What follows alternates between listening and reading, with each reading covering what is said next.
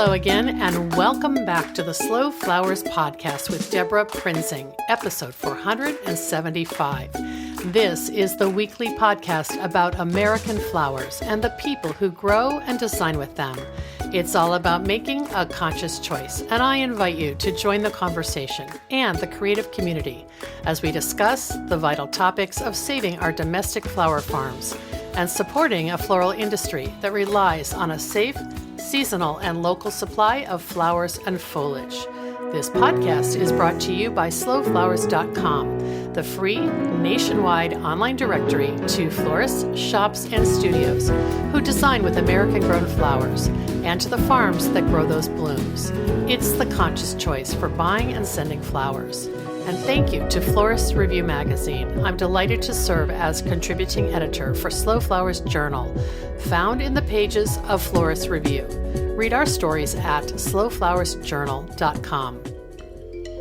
Our first sponsor thank you goes to Syndicate Sales, an American manufacturer of vases and accessories for the professional florist. Look for the American flag icon to find Syndicate's USA-made products and join the Syndicate Stars loyalty program at syndicatesales.com. Before we get started, I want to announce the winner of my 2020 Tilth Conference registration giveaway. I asked you to post a comment in last week's show notes to tell us the one thing you're doing in your floral enterprise to address climate change. Our winner, Asha Lurie, past guest to this podcast, commented, Patagonia Flower Farm is located in the high desert of Arizona. When we first started thinking about flower farming, the most important thing to us was water conservation. We have found that using landscape fabric slows down evaporation and has allowed us to use a minimal amount of water. It does this by blocking the sunlight and in turn keeping the soil moist for a much longer period of time. Well, thanks for the great comment and congratulations, Asha. You'll be attending virtually the 2020 Tilth Organic Farming Conference on November 9th and 10th. I'll send you all the details for your complimentary registration. We have so much Slow Flowers news that I'll share it after our main interview. At the end of this episode, listen for my recap and I'll share details about the 2021 Slow Flowers member survey and news about no fewer than 3 more virtual education opportunities where Slow Flowers will be well represented. There's a registration promo code and a free attendance option in the mix, so stay tuned. I met today's guest, Talia Boone, when 2 other Slow Flowers members reached out to tell me about her and her new floral venture. As soon as I learned about Talia and her Los Angeles-based company, Postal Petals, I thought, we need her to join Slow Flowers because her mission is in alignment with ours 100%. Thank you to Yanni Levenbach of Flowers Without Borders and to Whit McClure of Whit Hazen, who separately connected me with Talia earlier this summer. Talia Boone is a veteran marketing communications and branding strategist whose background is in professional sports and entertainment. About 3 years ago, she formed Intersect, a creative tactical solutions agency that serves as a catalyst for pioneering ideas, collaboration, and creative opportunities at the intersection of sports, business, technology, consciousness, culture, and the arts, with the goal of promoting socially and culturally relevant conversations and collective action. Up until now, Talia's focus has been at the intersection of sports, business, culture, and social impact. And now, flowers. Her new business, Postal Petals, has a social impact mission, and I'm excited to share her story in our conversation today. Talia is a self-described floral enthusiast and DIY floral arranger. Since she's based in Los Angeles, she often shopped at the Los Angeles Flower Market during public hours, bringing home flowers to arrange and enjoy as part of her personal creativity and mental health practice. You'll hear how COVID is to blame for Talia's newest venture. Originally provoked when the San Francisco Flower Mart closed early in the COVID pandemic, and her search at the time for farm direct flowers to fill her flower fix. Postal Petals' origins began with that search. Launched online in September, here's how Postal Petals is described. Think of us as a farm-to-table produce box, but with fresh flowers. Postal Petals connects flower lovers directly to farms to receive fresh flowers at a competitive price point when compared to the retail marketplace. Each stem is hand-picked and cut just hours before they are carefully packaged and shipped to you for delivery within 36 hours of harvest, ensuring quality and freshness. Once you open your petal box, you can build those beautiful loose blooms into stunning arrangements with a quick video tutorial or virtual hands-on workshop with one of our professional florists. Each petal box includes vibrant flowers sourced domestically from eco-friendly farms. From calla lilies and cherry sunflowers to picturesque peonies, there's a new floral adventure inside of every Postal Petal box. So let's welcome Talia to the Slow Flowers podcast to learn more. I'll share photographs, links, and Talia's social places so you can find and follow along her journey. And don't miss her Black Florist Friday hashtag series on Instagram. It's a wonderful addition to the floral community. Let's jump right in and get started.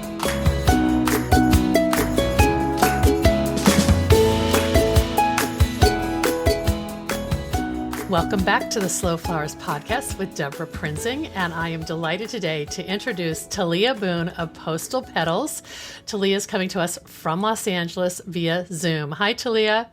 Hi, Deborah. How are you? Thank you so much for having me. Oh, you bet. I'm fine, and I'm so happy that I can see you through the miracle of the computer. Well, I should say you are a relatively new member of Slow Flowers. We were introduced by Yanni Levenbach of Flowers Without Borders, who listeners may remember hearing on the podcast earlier this year. And I was so interested in what you were doing, and we jumped on the phone together. You kind of told me about your business, and I convinced you that I wanted you to be in the Slow Flowers family. So, or I don't know if I had to convince you, but you're here. So Talia, before we get into, how this happened, can you just define what Postal Petals is? And I'm looking at the website now, so I might ask you a few questions about some of the features on the website, but give us a snapshot of your business in the floral space. Yeah, so I like to refer to Postal Petals as almost like a farm to table produce box, but for fresh flowers. So we partner with farms to send fresh flower boxes to our consumers, our customers, for them to create their own DIY arrangements at home. Like that would be our elevator pitch of what Postal Petals is. That's interesting. So, and anybody who's a subscriber to a CSA produce box understands that the food isn't cooked for you, and you're saying the flowers aren't designed for you. It's raw material for your creativity. Exactly. And that's really, to be honest, that's the piece that's most important, right? Because we'll see models where people, the flowers are sent and they're already beautifully arranged, but they are, kind of labeled as, arrange them yourself, but it's really just putting them in the box. This kind of for me started because I enjoy the process of creating. I enjoy the process of deciding which flowers are going to go well together and how high the arrangement should be or how low the arrangement should be. And I wanted to be able to replicate that same experience for our customers. And so we send them long stem flowers. They're not processed at all. You have to, open it up. You have to cut the stem. You have to pull the leaves off. And then you decide if you want a tall arrangement or a short arrangement. And you may see maybe there'll be a little bug flying around in there because it's very, very, it's very, very authentic to the farm experience. It's usually within 24 hours of them being cut, they're at your door. So it's very, very fresh. It's very, very fresh. Well, the name Postal Petals, it totally says what's happening. Like you're getting these in the post. They're coming to you through, I don't know, probably through FedEx, I'm assuming, that kind of delivery, right? Yeah, they come through like a FedEx. We're actually in the process of speaking with UPS. Hopefully they'll end up being a shipping partner of ours. We also use GSO. Anyone that we know that is reliable with shipping perishables overnight, because they're perishables. They're fragile material. Flowers are very, very fragile, and we've been really intentional about only using carriers that we know will care for our very precious cargo. So yeah. Well, let's follow the journey of an order, I guess. You've got different categories by size, basically, on the Postal Petals website: beanie box, midi box, biggie box. I know you'll have others too, but those are the ones that are popping up for me right now. Um, how are people ordering the flowers, and then how do you get the flowers to them? I mean, that would, I guess that's sort of obvious, but Okay, so first things first is they come on. We do only offer those three sizes. And that was really intentional because my background is in, brand building, marketing, communication. And what I know, what I've known from the very beginning is that you always start with a very few SKUs, right? Like you simplify the process, don't make it too complicated. And so right away I said, let's start with the small size box, our beanie, which is named after my my forever dog daughter, Beanie Baby Boone. And it's our smallest box. It goes for $89. And then with that, you get anywhere from 6 to 8 bunches of flowers, which depending on what kind of flowers they are, could be anywhere from 60 to 80 stems. okay. And then with the midi size box, you're going to get anywhere from 9 to 12 to 13 bunches. And then with the biggie box, which is named after Biggie Smalls. I'm a hip hop girl. It's so good. I love it. And that's going to be our largest box where you're going to get anywhere from, from 12 to 16 bunches. And the way that it works is when you get on the website, the first thing you do is kind of look to see what size boxes we have, because people will almost immediately go to our flower shop. But then when they get to the flower shop, the first thing that they'll see is that they have the option to select, what flower recipe they want, if you will. And so the way our process works is that we've partnered with nearly 20 farms. And what happens is with those farms, they'll send us the list of, or we'll kind of know at this point, like what farms have which flowers at what time of the year. And we'll kind of sit down internally as a group and decide on our own what flower recipes we think will be, will look the nicest together. And then those become our featured recipes. And then, I create like really cool names for them. Like last month we had a box called Brown Skin Girl, and it had like chocolate cosmos and chocolate lace. It was a really, really beautiful box. And then one of my favorite boxes this month is called the Baby Bloomer. And it's got like dahlias and roses and eucalyptus. It's a beautiful box. And so we'll kind of look at what's available, and then we'll give them fun names. Like we have one that has mostly roses, and I call it Clicky Rose. Yeah, I'm looking at them now. It's your copywriting is really engaging, and even if you don't know exactly what it is, you want to click through and and read the list. What's going on? Like, where'd they get this from? Yeah, and so after you kind of go to the What's Blooming page, take a look at what's in season, and in the way in which we've kind of grouped. We look at the flowers as ingredients and the recipes as kind of how we match them together, and then you'll go onto the page. If you decide you want a beanie box, you'll go to the beanie box page. You'll go to the drop-down menu and you'll select one of the boxes that are featured. And we'll usually only do, anywhere from 4 to 6 box options each week. Again, just not wanting to overwhelm people, but wanting to give, enough of a variety so that we can, kind of touch each different type of flower lover, right? Because, you'll be hard pressed to find someone who doesn't like flowers, but everybody likes a different type of flower. Someone loves wildflowers, someone loves food flowers. Like there's so many different types of flowers. So there they can go and, decide, what type of box they want, and, or they can pick for us to surprise them, because that's one of our things too, is we say there's a new adventure in every box. And some people are like, you pick my adventure, you decide what I get. And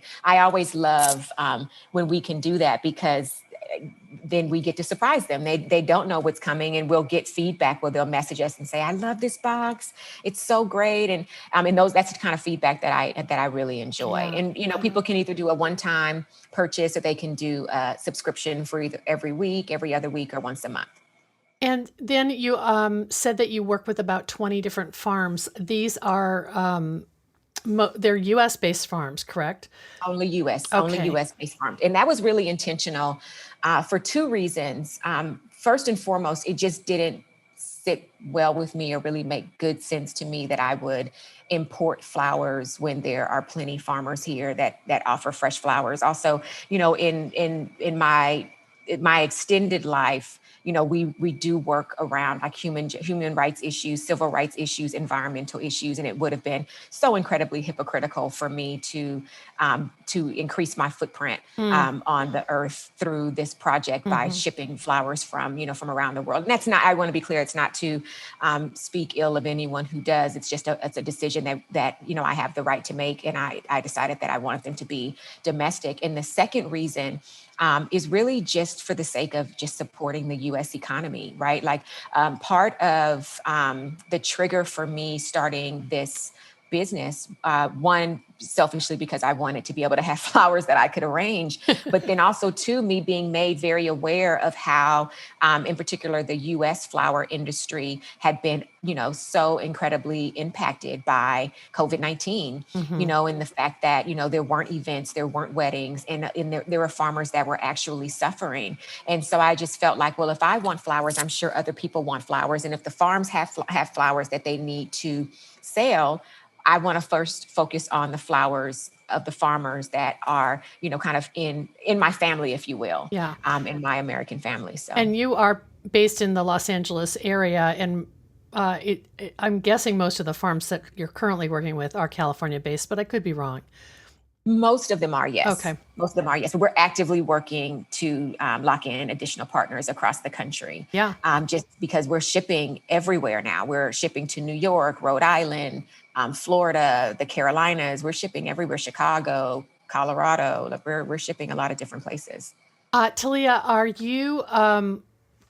How is it? How just the mechanics? Like I place an order, and then you're communicating that order to the farm that has the flowers that, in the Cliquis Rosé selection or whatever.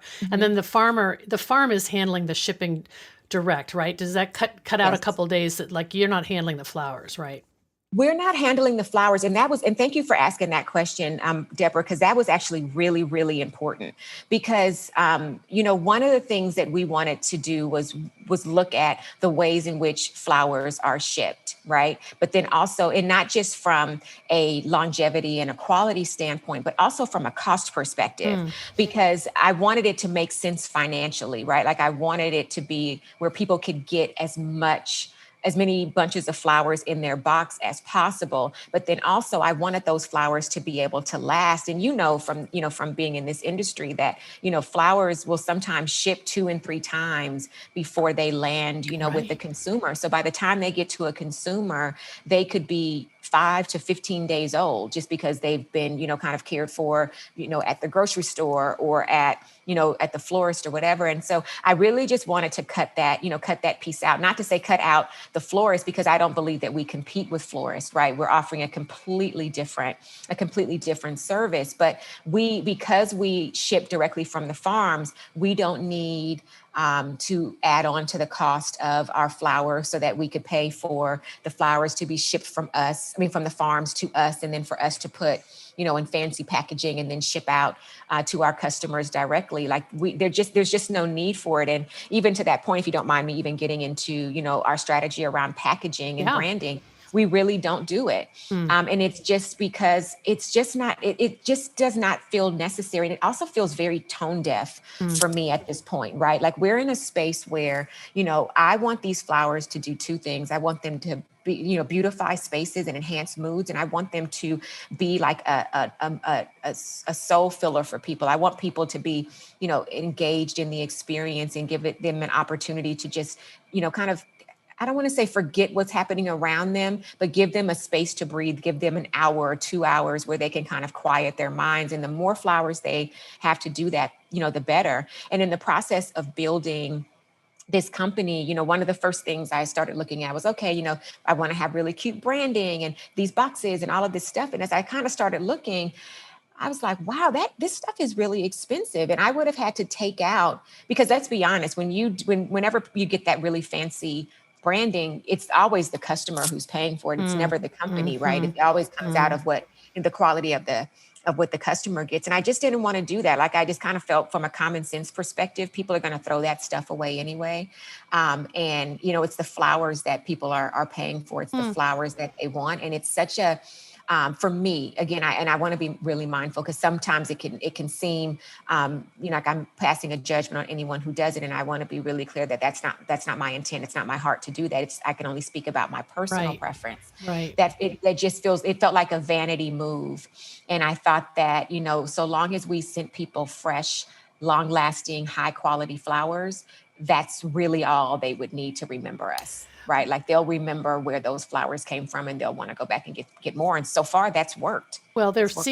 seeing your branding, which is adorable, but they're seeing it on your website and on your social media, which is how you want to connect with people anyway. So I Thank totally you. follow your train of thought. And I do think waste is a big issue in the floral industry anyway. And so I can see where you're just trying to take one facet out of the mix to reduce, that amount of waste in this gesture of not repackaging flowers that have already been packaged once. Exactly. So who is your customer? I'd love to know kind of what I know you've turned the store on about 10 weeks ago or so. When did you actually debut? Yeah. So we started beta in early July, not early July, late July, very late Okay. July, we started beta. And beta was just to a very safe, small group of family and friends for them to look at it and really kind of go through, give us notes on, what processes worked, where were the bugs in the website, what did they think about the copy, that kind of stuff. And we took about 3 weeks. The plan was 3 to 4 weeks. To kind of correct everything, add additional features. It was actually during the beta site with some of that feedback that led us to create the What's Blooming page and the flower options, just because we realized very early on in that process that choosing flowers for customers wasn't the best idea, because we didn't know what they would like. And so unless they specifically said they wanted us to choose them, we wanted to empower them to do it. But anyway, so we were intending to go into soft launch at the end of August, but then the heat wave hit. And we decided that it wasn't the flowers. It just wasn't safe for them to travel during that time, because it was so warm. And so we decided to kind of halt the soft launch until early September, which actually ended up being a blessing, because I was able to get a number of things that I was putting a lot of pressure on myself to get done rather quickly. I was able to allow for myself to kind of complete over time, and actually in a much better way. So I'm grateful for that. Yeah. So we soft launched in early September. And by soft launch, I just mean, we started, kind of posting about it on social media actively, like, on my accounts and on, accounts of our friends, and reaching out to an extended group of friends, family, network, that kind of thing, to just kind of say, all right, now we're open to anyone that who knows someone, go ahead and let them know. And that way we could, kind of take our feedback outside of a safe bubble and let, kind of the consumers in the wild, if you will, Real strangers who like flowers. Real life strangers. That was an adjustment for me. I talk about that in one of the blogs, this idea of encountering consumers in the wild, and how that's going to, how that's going to affect the way that I do business, and also the way that I'm looking at it as an opportunity for personal growth, right? Because you hear these horror stories about, the ways in which, you have to, engage with consumers, because they're I don't want to say they're feral, because that's a joke that I say, like, oh, they're wild, but you just don't know what you're going to get. You may get a loving one, or you may get one that's just so incredibly unreasonable, but your patience and your compassion has to remain consistent. Right. And so I wanted to soft launch just so I can begin to kind of build up my stamina, because I don't suffer for foolishness at all. I am one of those people that protect my peace at all costs. You and so set your boundaries. Yes, my boundaries are well defined. Anyone that knows me knows that my boundaries are not confusing. Well, we've talked about kind of what Postal Petals is and how it works, and I alluded to a little bit about who the customer is, but maybe we can talk about your path to launching, because I feel like this, at its core, you and your interest in flowers are the customer. I mean, your personal interest in flowers prompted this whole business, right? Yeah, it really interesting. the way that I say that I kind of fell into this business is because we were about a month and a half, 2 months into quarantine, or as I call it, punishment, because Yeah. we were all locked in the house and couldn't go anywhere. And which in the LA Flower Mart was closed. You know, the LA Flower Mart here I didn't realize this until I started this company, but the LA Flower Mart is the second biggest flower mart in the world. And I take for granted the fact that I have such immediate access to it, but it was closed Mm. and I wasn't able to get flowers. And I usually will arrange my own flowers just because I enjoy having flowers around, but also too, because it's very relaxing for me. It's very therapeutic. And particularly in my line of work, I just need those types of outlets where I can just kind of calm my mind and, kind of remind myself of the beauty around us and remind myself of the things that are bigger than us. And so flower arranging really does that for me. And by the time we got into the second week of quarantine, I was very much at the end of my rope. I needed a fix, and that fix was for flower arranging. But the LA Mart was still closed. This was just before Mother's Day, and they were opening, I think, later in that week, but I didn't know that at the time.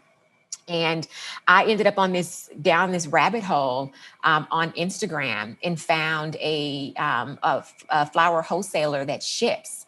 And so I decided, okay, I'm going to just call him and see if I could get him to reduce his minimums and send them to me. And if he couldn't reduce his minimums, then my alternative was, okay, then I'll, get whatever his minimum is, have it split up into, 6 or 8 or 10 boxes, ship them out to my friends. We'll hop on Zoom. I'll hire a florist and we'll have a little fun quarantine activity. Well, I ended up on the phone with him. And that's in the process of talking, we were on the phone for over 2 hours.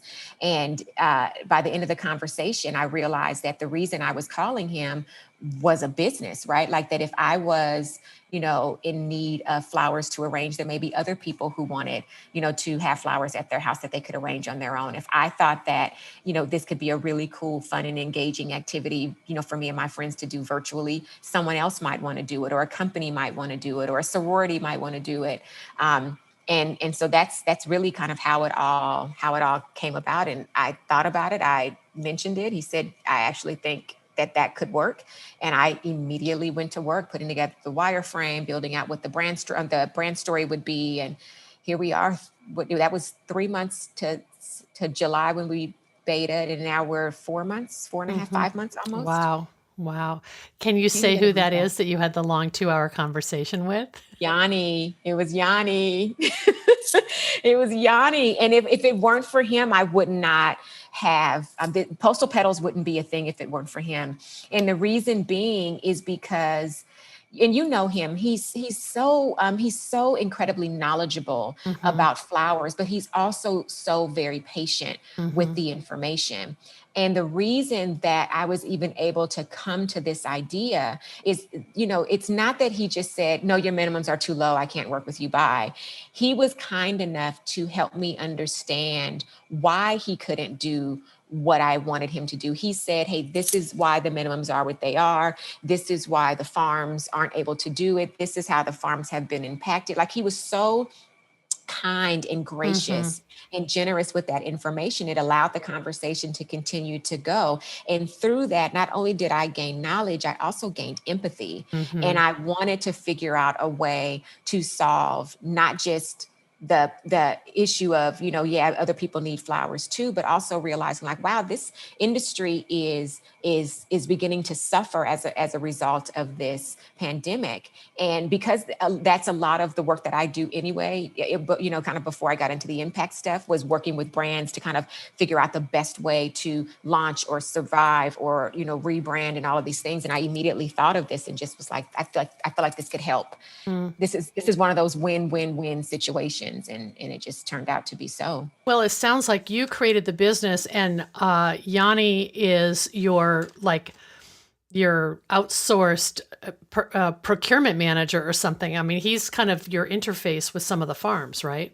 Yeah, like he handles it all. Like he's so amazing. I don't mind saying it, and I don't mind the acknowledgement at all. There's no Postal Petals without Yanni, right? Because he's the one that says, okay, yeah, these flowers are really beautiful, but it's going to turn here shortly. When I said we had to stop because of, The or put a heat. pause because of the heat, it was Yanni who really pressed for that, because I was like, no, we're going to keep shipping, just make them ship faster. And he was like, no, because it's going to complicate. Like, he keeps me really grounded, right? And it's been a really beautiful partnership that we have, because I've grown so much in my understanding of flowers for myself to arrange, but then also the way in which they package and ship and all of the stuff that you need when you're building a business like this. And then for his part, we were talking about this morning. We're always doting on the other. Like, I'm always doting on him for the flower knowledge that he shares, and he's always doting on me for the business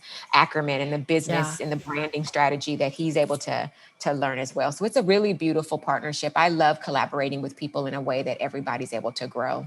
Well, Yanni mentioned some of the same things you're saying when he first called to tell me about being involved with this. He didn't say who you were. He didn't say the name of your business. And you described this woman who was super with it in terms of understanding branding and dealing with the consumer. And, he's a guy who's in the B2B world. And so I don't think this concept would never even have occurred to him. You're the one who's saying, here's how we're going to do B2C and how can we work together. So, yeah, I think that I can see the mutual adoration society or appreciation society going on there between Absolutely. both of you. I'm so grateful for him. Well, that's really neat. And I'm really glad that, again, you're multiplying outlets for the farms that Yanni would be purchasing from on behalf of wholesale, like florists or wholesale customers. And now if Postal Petals, continues to grow, it's basically creating a new channel for some of these farms that really don't want to get into the direct to consumer business themselves. So you're kind of creating a portal for them that is, and handling all that, all that customer service that they maybe aren't set up to do. Yeah, it really is a beautiful setup that we have, because you're right on. Like, you've been on the website, you see, like, we've built an entire user interface, and we're, I was telling Yanni this morning, I think I may have mentioned to you, I've been interviewing like publicists and, marketing folks. And so we're really doing a whole push around this, but you're absolutely right. It's creating the consumer market for these farms without them having to do anything but fulfill our orders. And I just think it's a really beautiful working relationship across the board. And again, those are the type of collaborations and partnerships I enjoy. I think I probably shared this with you before, is that I've always operated in a space of abundance and not of scarcity. And I just believe in the power of partnership. I believe in the wisdom of collaboration.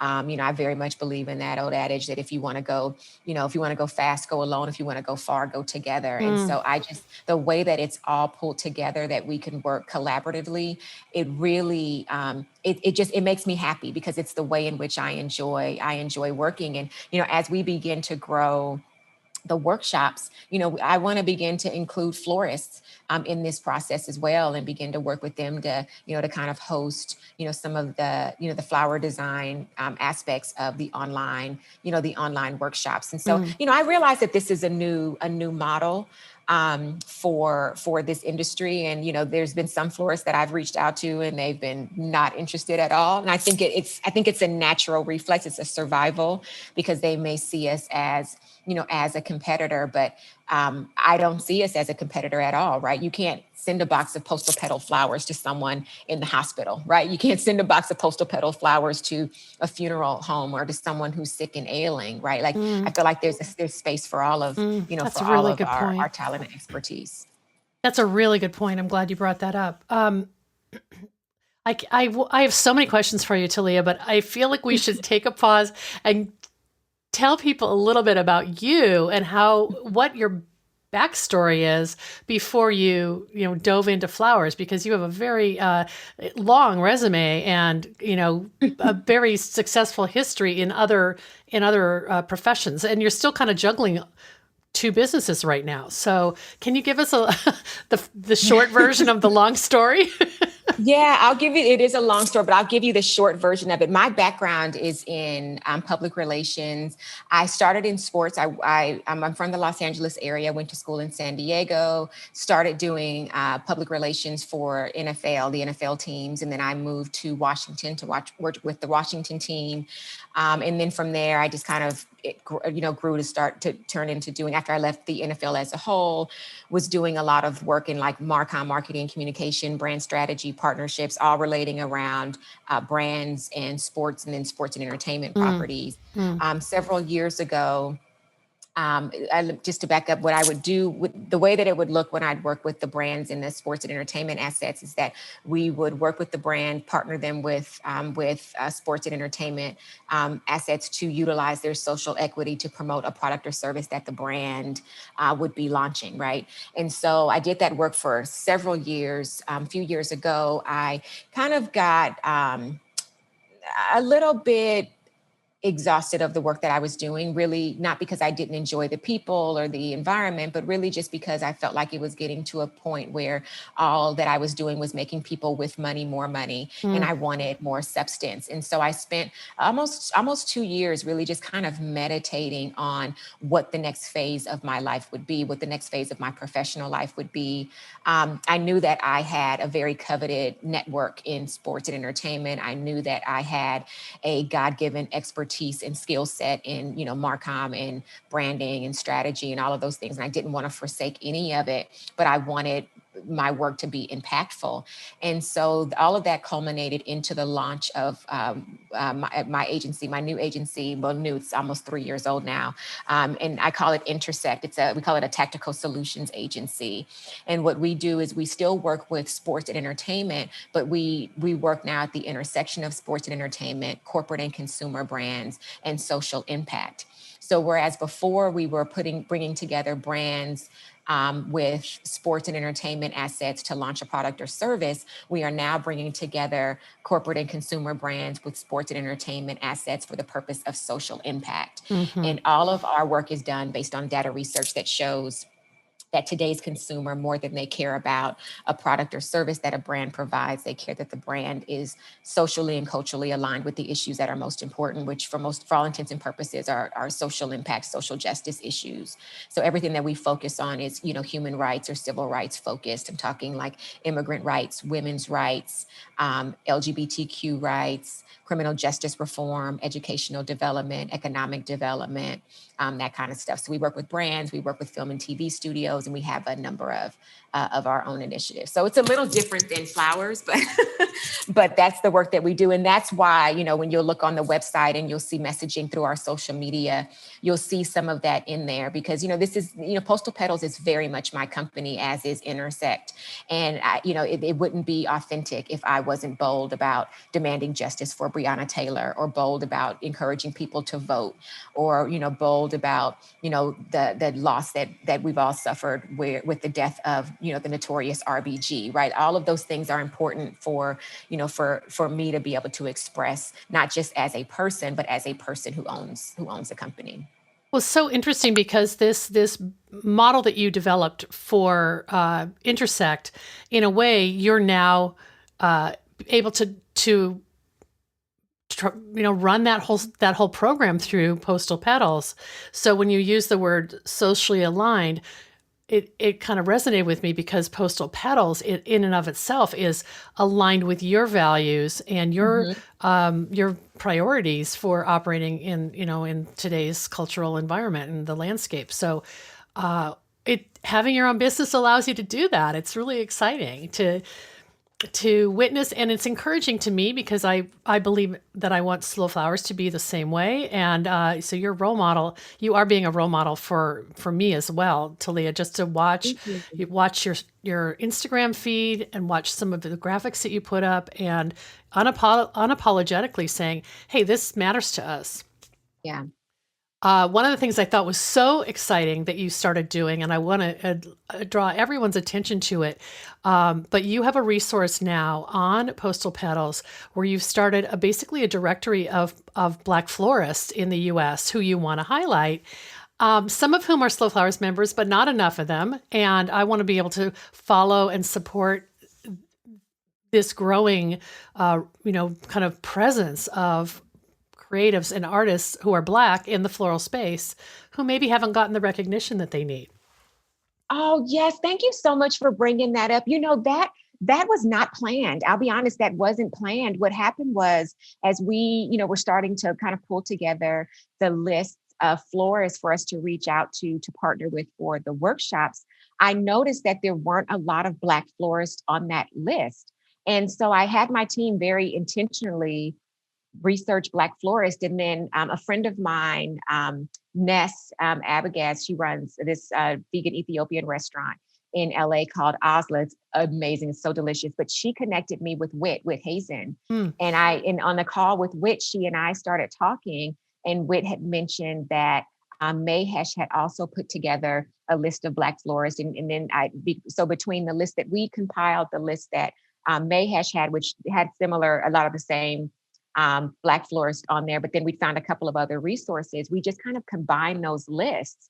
And I thought, okay, great. So this is our directory of Black florists. And then I thought, well, listen, kind of what I was saying earlier, somebody may come to our site looking for a florist, and we're not that, but that doesn't mean that we shouldn't figure out a way to direct them to these resources. And if it was difficult for me to find a Black florist, it may be difficult for other people to find a Black florist. And I want to be super clear. I am an unapologetically proud Black woman. It doesn't make me feel any kind of way to say, Black Lives Matter. It doesn't make me feel any way to say I'm all about Black girl magic, right? Like, I say those things unapologetically. And so I'm always looking for a way to uplift and hold up, my people. And so we created the Black florist page on our site. And I call that page Florist Gifted in Black, which is a play on the Nina Simone song, Young, Gifted in Black. Right. And it just lists all of the Black florists across the country. And then I thought, well, I want to make sure that people know that this is here, but then also I'm sure there are so many other Black florists that I don't know about. Let's start on Fridays doing Black Florist Friday, where we can highlight, 7 to 8 florists, on our longer master list, and then ask people to please tag other Black florists that they know across the country. And that it's been amazing, because people will either, tag them in the comments or shoot us a DM, and our list is forever growing. And what's really beautiful what I see ultimately is that this is going to become, even though it will be evergreen as more Black florists come on the scene, that it will become almost like a lead resource for people to find Black florists across the country. And there's no monetary benefit for us to do it. There's no angle for us at all. It's just, why not? We've got the space. We built the platform. When I came up with the idea, I called the developer. I'm like, hey, can you add a page? He was like, it. And he did. And it was great. And I'm so happy to do it. And I'm excited that, people now have a place that they can go. And if someone else has it, I don't mean any disrespect. Please, DM us and we can, combine resources. Yeah. But let's make the list bigger. No, I think it's really great that you're not only having this as a kind of a repository of references state by state, which I think is very valuable, but then pushing it out on your social media, using a hashtag Black Florist Friday. Is that what it is? Yep. Black Florist Friday. Then other people can find it and start adding their voice to the growing awareness of, this, this facet of floristry that's, not gotten the attention it deserves. So, and I also think it seems to me that you originally started out by saying, I don't intend to compete with florists.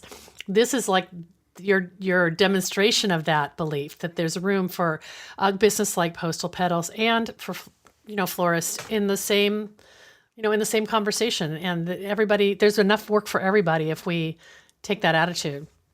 And that was a byproduct of that, Deborah, because it wasn't until we started with that page and started doing the Black Florist Friday that I started to see florists responding differently to us. Mm. So that wasn't even a strategy. It really was a pure hearted gesture. But you're absolutely right. I saw them begin to respond differently because I think that they were able to then recognize, I think because of some of the language that we used Yeah. on the post and on the site, because we're not competition. Even if we were a florist, everybody's style aesthetic is different.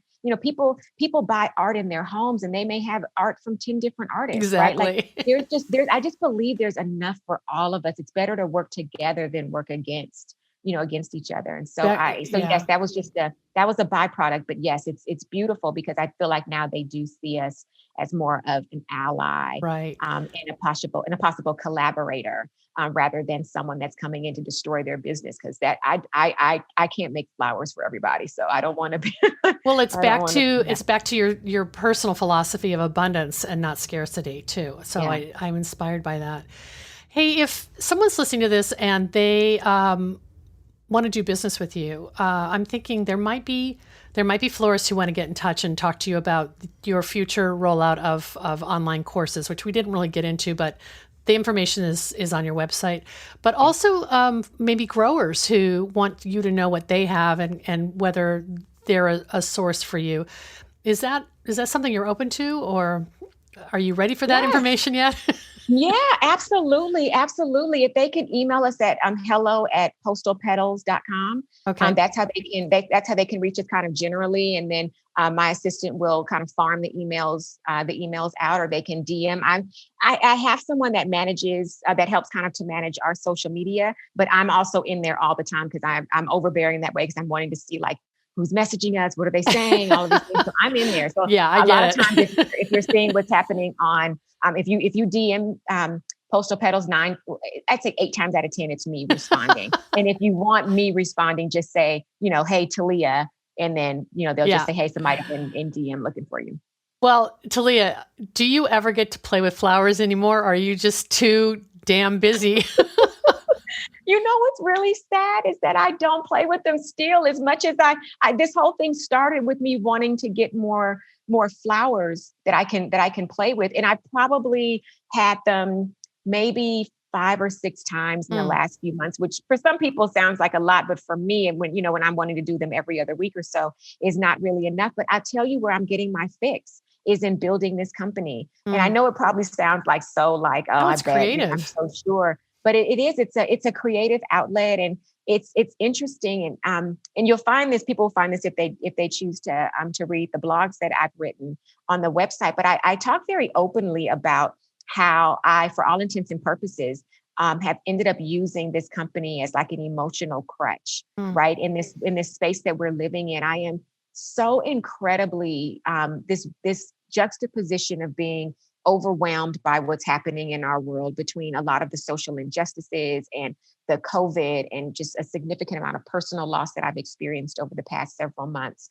But then also the other side of it and the incredible success that I'm having professionally, the joy that I get from being able to even do this, right? Because it is a privilege. And I look forward to working on this because it lets my creative juices flow. And to your point, it's funny because I've had my own company always for maybe the past 10 or 12 years. I've always had my own company, but this is the first time I have felt fully in charge, right? Because when you do B2B, like, yes, Intersect is my agency. My agency before is my own, right? But you're still beholden to clients and the decisions that they make. And all you can do is make recommendations and put together your best pitch. And then they decide which, kind of what they want to move forward with, and then act accordingly. But there's such an incredible power position that I'm in right now with Postal Petals and the amount of creativity that I can put into it. I'm actually very, very excited to Mm. see how these worlds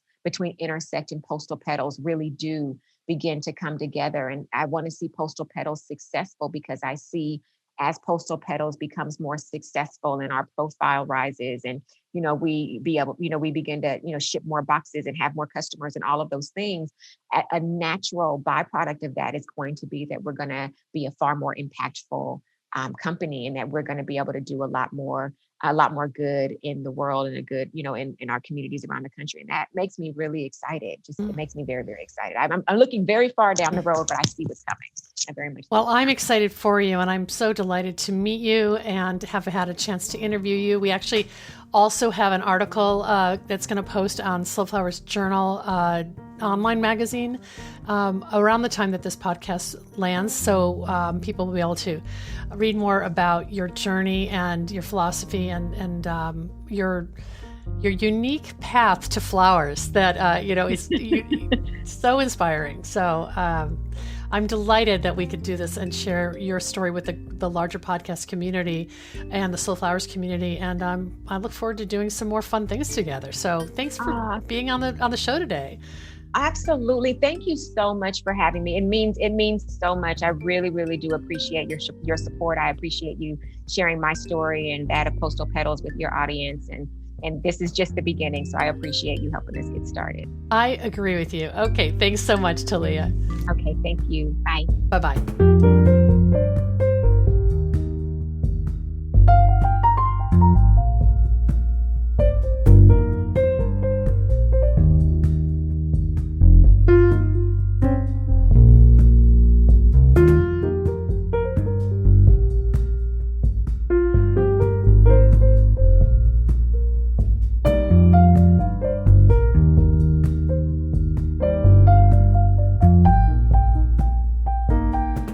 Thanks so much for joining us today. There is so much inspiration packed into a conversation with Talia Boone. I jotted down one of her references, and it's worth restating here. If you want to go fast, go alone. If you want to go far, go together. That is the true message of Slow Flowers and for everyone who is part of our community. As I mentioned, you can read more about Talia in today's show notes. Today, we also posted a feature story about Postal Petals in Slow Flowers Journal online. That's at slowflowersjournal.com. Earlier this week, we started a 6-part editorial series called New Floral Marketing Models and Platforms, beginning with Amelia Ilo of Rooted Farmers on Monday and Rachel Heath of Flora Funbox yesterday. After today's feature about Postal Petals, the series continues for 3 more days as we profile American Grown at Home, a project of Kelly Shore and Petals by the Shore, Zap Bloom, Sally Vanderweist's new venture, and Tammy Myers of Laura Bloom. I know this series will interest you because there's inspiration for flower farmers, florists, and designers to consider diversification in their own enterprises. And I'm pretty sure this series will prompt others to reach out and let me know who they are and tell me about their new models. Our next sponsor thank yous goes to Johnny's Selected Seeds, an employee-owned company that provides our industry the best flower, herb, and vegetable seeds, supplied to farms large and small, and even backyard cutting gardens like mine. Find the full catalog of flower seeds and bulbs at johnnysseeds.com. We have a new Slow Flowers article that dropped last week in Johnny's Advantage, which is Johnny's monthly newsletter. It's all about pricing and profitability and features advice from 5 Slow Flowers growers. You'll want to read it, and I'll share the link in today's show notes. Oh, okay, Hugh. Does October seem like the year's busiest month so far? I feel it, and you might too. Flowers are still blooming in my garden so far. Our expected first frost date won't come for another few weeks. One flower farmer recently told me that October 15th was his frost date. Whether the thermometer is down to freezing or not, he's ready for a break, and I don't blame him. The zeitgeist of anticipation in our lives is undeniable, and some, maybe most of it, comes with a side order of anxiety. How do we move forward with so much uncertainty? Taking positive action is sometimes the best antidote to that feeling. To that end, I'm thrilled to share that next week on October 20th, our friend Karen Thornton is leading the installation of a new Say Their Names memorial in Kirkland, Washington, which is a suburb on the east side of Seattle. Karen owns Avenue 22 Events, and she is also Slow Flowers Operations and Special Events Manager. Many of you have met her during our regular Zoom meetups or in person at the past 2 Slow Flowers Summits. Karen also recently took over Slow Flowers membership management from Lisa Wad, who has taken a step back for other important projects. I want to let you know about the Say Their Names Memorial because it continues the good work of Portland-based wedding and event designer Joy Proctor, who began the memorial on Juneteenth when she and others mounted black and white portraits of more than 200 Black women and men whose lives were lost due to racial injustice. Flowers play a role in the powerful and sobering gallery of faces and names, as each portrait is commemorated with a small bouquet. Check out today's show notes to find more information about the memorial series. We've had Slow Flowers members actively involved in mounting installations in the Dallas area, in Atlanta, and in other cities. Slow Flowers and several of our member florists and farmers are supporting the October 20th installation in the Seattle area. Please follow the links I'll share in today's show notes to volunteer, donate through Karen's GoFundMe campaign, and to provide support. Okay, about those announcements and the news I promised to share. First, there's still time to complete the 2021 Slow Flowers member survey. And to thank you for sharing your time to take the survey, we'd like to send you an etched Slow Flowers Society botanical bookmark and enter your name into the drawing for one free registration to the 2021 Slow Flowers Summit, valued at $599. But you must give us your name and contact information to receive the bookmark and enter the drawing. If you choose to respond anonymously, we can't bestow our gifts. The deadline for this is November 1st. Tomorrow, October 15th, registration begins for my first online course, Slow Flowers Creative Workshop, Floral Storytelling. The course begins November 1st, so check out links and take advantage of the $200 introductory promo code, meaning you can enjoy this course for just $97. It includes 3 modules, 11 lessons, 6 worksheets, and 3 writing templates, and I'm excited to see you in the course. On Friday, October 16th, the 2020 Flower Stock Virtual Edition launches. A combination of live presentations and pre-recorded presentations from a wide range of florists, designers, creatives, and more, Flower Stock is the brainchild of our friend and Slow Flowers member, Holly Chappell. I've developed a new module for my session, A Bouquet of Words, recorded specifically for Flower Stock attendees. You can follow the link to see the full program and register. And I'll have that in today's show notes. And don't worry, if you miss the live presentations, the recordings will be available as evergreen content in the future. From Sunday, October 26th to Wednesday, October 28th, I returned to Florvana, a virtual floral conference that first took place in late August. The Florvana Holiday Summit follows much of the same format, but has all new presentations and a combination of new and returning speakers. I've developed an entirely new presentation called Taking Stock, Writing Your 2020 Year in Review and 2021 Forecast with Creative Intention. As with last time, you can register for a free pass to attend Florvana during October 25th through 28th. And you can purchase a VIP pass to access private speaker roundtables and watch the presentations at your own pace. I'll have a link to register in today's show notes too. The Slow Flowers podcast has been downloaded more than 649,000 times by listeners like you. Thank you for listening, commenting, and sharing. It means so much.